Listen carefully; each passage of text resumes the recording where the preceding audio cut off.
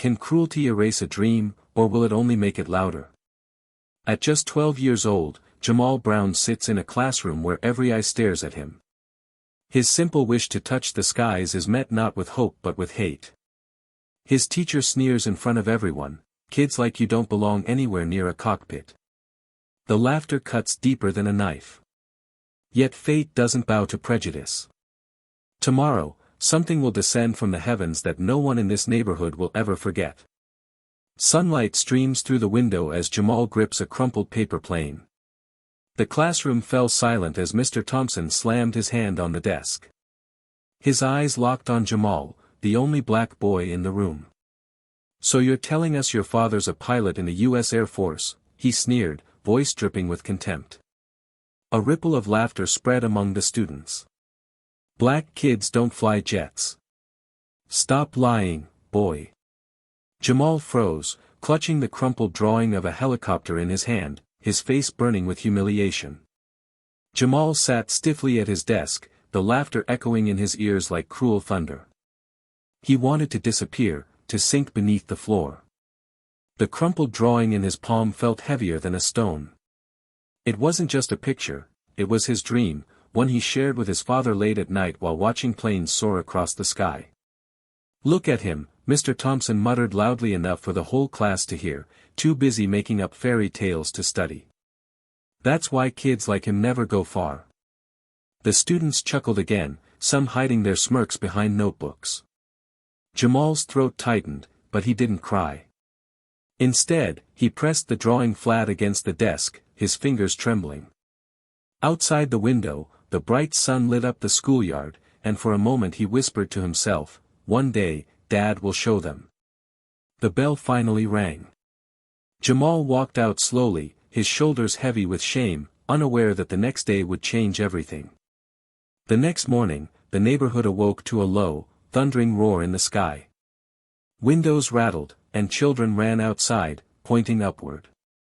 A massive Black Hawk helicopter descended slowly, blades chopping the air like a storm. Dust swirled across the street as it hovered, then landed, right in front of Mr. Thompson's house. Jamal stood frozen on the sidewalk, his classmates gathered around, wide-eyed in disbelief. Mr. Thompson burst out his front door, shouting, "What on earth is this circus?" His voice was almost lost beneath the pounding of the rotor. The side hatch of the helicopter slid open. Out stepped a tall black man in full U.S. Air Force uniform, helmet tucked under his arm, medals glinting on his chest. His stride was confident, commanding, undeniable. "Dad," Jamal whispered, eyes shining. The pilot locked eyes with Mr. Thompson, his voice booming even above the spinning blades. "You humiliated my son for telling the truth. Maybe now you'll learn who protects this country." Gasps rippled through the crowd. Students clutched their phones, recording every second.